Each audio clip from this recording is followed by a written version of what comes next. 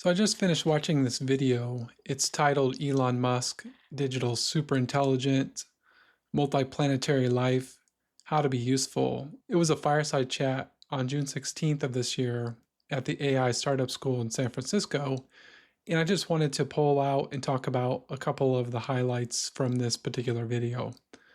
I've left a full link at the very bottom of the Substack down below if you'd like to check it out. Early in the video, it starts off with Elon talking about his first company, Zip2, and he says, "At the time, we couldn't even afford a place to stay. The office was $500 a month, so we slept in the office and then showered at the YMCA." And at that point in time, he had just taken a leave of absence from Stanford, and he says, "I had two choices, like to do a PhD and watch people build the internet, or help build the internet in some small way." Well, of course, I think we all know that he chose to help build the internet. He goes on to talk about AI quite extensively. One of the first comments he says, "The hype level on AI is pretty intense, as you've seen. Um, you know, Companies that are, I don't know, less than a year old, getting sometimes billion-dollar or multi-billion-dollar valuations, which is just crazy." Then he goes on to talk about the onslaught of AI, saying, "We're talking about an economy that's 1,000 times, maybe 1,000,000 times bigger than that of the economy today." And throughout the interview, you can really tell that Elon's focused on seeking the truth, and he really talks about it in this next section. If you're trying to build a rocket or cars, or you're trying to have software that compiles and runs reliably, then you have to be maximally truth-seeking, or your software or your hardware won't work. Like math and physics are rigorous judges. So I'm used to being in like a maximally truth-seeking environment, and that's definitely not politics. So anyway, I'm glad to be back, in technology, which leads him into talking about SpaceX, and he has some interesting comments here. Starting SpaceX was really from the standpoint of like, I think there's like less than 10% chance of being successful. Well, maybe one. I don't know. If a startup doesn't do something to advance rocket technology, it's definitely not coming from the big defense contractors, because they just impede match to the government, and the government just wants to do very conventional things. So there, it's either coming from a startup or it's not happening at all. So like a small chance of success is better than no chance of success, which I really admire Elon right there, because he put his personal fortune on the line to have that small chance of success.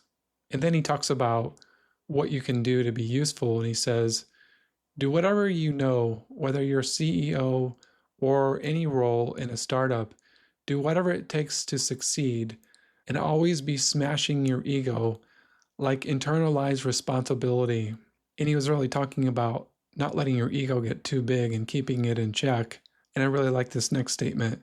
If your ego ability ratio gets too big, then you're going to basically break the feedback loop to reality, which I think we see in the next statement here when he's building out the Memphis data training center for XAI. I was like sleeping in the data center and also doing cabling myself. There were a lot of other issues to solve. Nobody had done training with 100,000 H100s training coherently last year. And I think he's hands-on here, because this really leads us into the next section where he talks about deep AI. Something that's going to be very important in the future is combining deep AI in the data center or supercluster with robots, so that things like the Optimus humanoid robot, and Optimus is awesome. There's going to be so many humanoid robots and robots of all sizes and shapes. But my prediction is that there will be more humanoid robots by far than all other robots combined, by maybe an order of a magnitude. And then the interviewer asked him about what things might be like in 10 or 20 or 100 years. And I like this comment about the 100-year mark.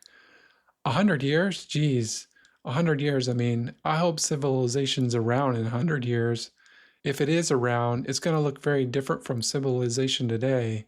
I mean, I'd predict there is going to be at least 5 times as many humanoid robots as there are humans, maybe 10 times. And then the interviewer kind of shifts into the multiplanetary and where we're going there. And Elon says the following: I hope we're on the end terms of being multiplanetary. Like I think we'll have enough mass transferred to Mars within roughly 30 years to make Mars self-sustaining, such that Mars can continue to grow and prosper even if the resupply ships from Earth stop coming. And that generally increases the probable lifespan of civilization or consciousness or intelligence, both biologically and digitally. Just expanding upon the consciousness.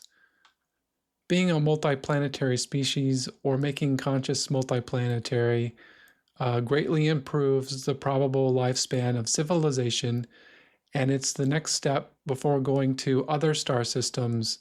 Once you at least have 2 planets, then you've got a forcing function for the improvement of space travel, and that's ultimately is what will lead to consciousness expanding to the stars.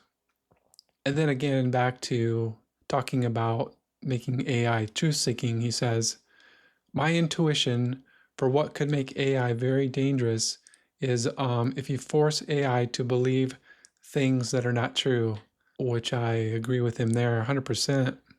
And then he starts talking about superintelligence. He says, I think we're quite close to digital superintelligence. It may happen this year, and if it doesn't happen this year, next year for sure, a digital superintelligence defined as smarter than any human at anything. And then a couple minutes later, he says, not that far in the future, the percentage of human intelligence that is human will be quite small. At some point, the collective sum of human intelligence will be less than 1% of all intelligence. And then to close down the interview, he says, hopefully we can understand the nature of the universe, that's really, I guess, what AI can hopefully tell us. Maybe AI can tell us more. Maybe AI can tell us where are the aliens and how did the universe really start? How will it end? What are the questions that we don't know we should ask? And are we in a simulation, or what level of simulation are we in? Well, I think we're going to find out. And I've left a link down below for the full video if you'd like to watch that. Thank you for listening. Until next time, make it a beautiful day in the neighborhood, my friend.